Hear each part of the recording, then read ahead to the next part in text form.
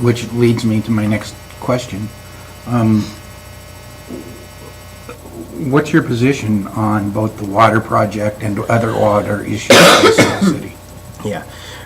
So I think it's very important for Davis to have a diversity of options when it comes to water supply. I think that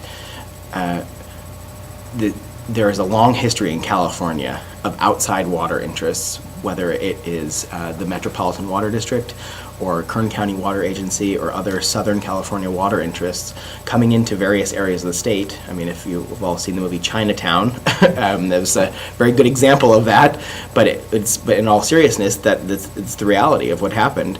You know, these Southern California outside water interests come in to areas of the state, including Yolo County, and buy up water rights and stick a straw in the ground and suck the groundwater out and send it southward for their customers. I'm not blaming them for that. They're looking out for the best interests and the future of their customers. But I think, frankly, we also need to be looking out for the future and best interests of the residents here in Yolo County. And I think that includes having a diversity of water supply. The groundwater in Davis is not good at all.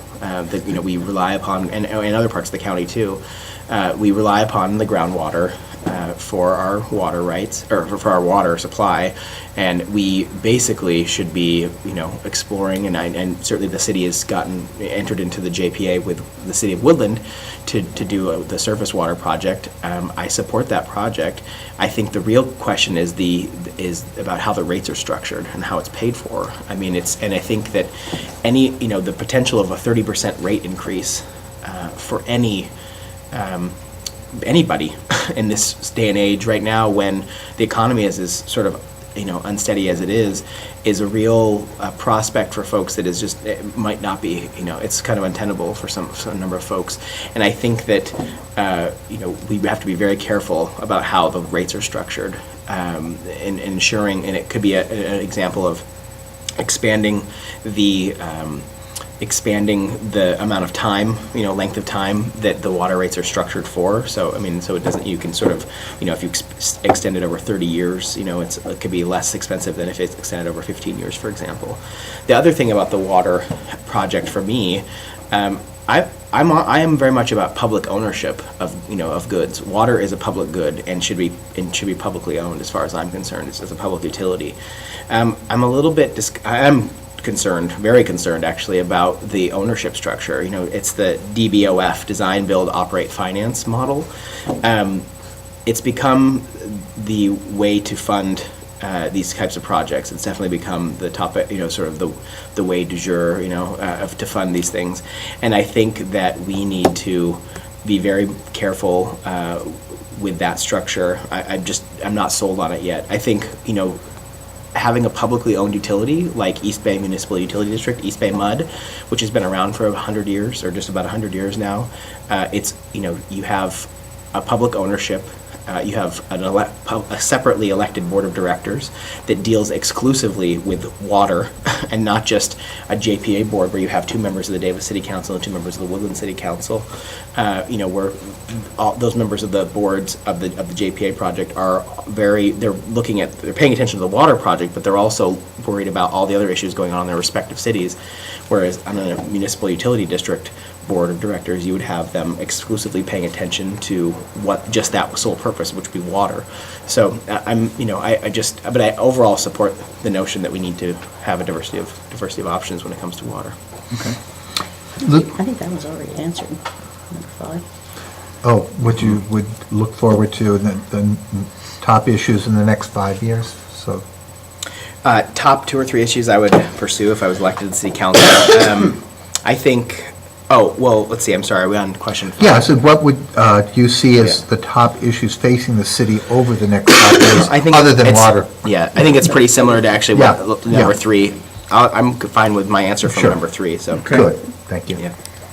So what would be the top 2 or 3 issues that you would pursue if you were elected to the council? And how would you resolve the issues of working with your council members, especially if you find yourself in a minority position? Sure. Well, I think a couple of things. First of all, I think one of the, I firstly said earlier that we can't do anything unless we have our fiscal house in order. I mean, it's like if you don't have the money to pay the bills, you can't really worry about all the other sort of more lofty goals. So I think that, again, is first and top priority for me, is to make sure that that's happening, and working very diligently to make sure that, we have the fiscal house in order. But I think, as far as I'm concerned, the overall sort of general big issue that I would work on if I was elected to the city council would be reclaiming the mantle of innovation, essentially, that the city of Davis is known for. Davis has, in its history, been extremely innovative.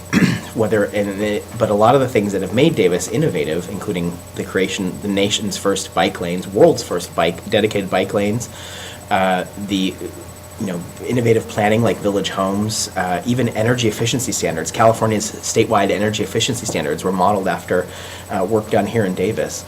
All of those things, at the farmer's market, all these wonderful things, they all started 40 years ago, roughly in Davis, or 50 years ago in case of bike lanes.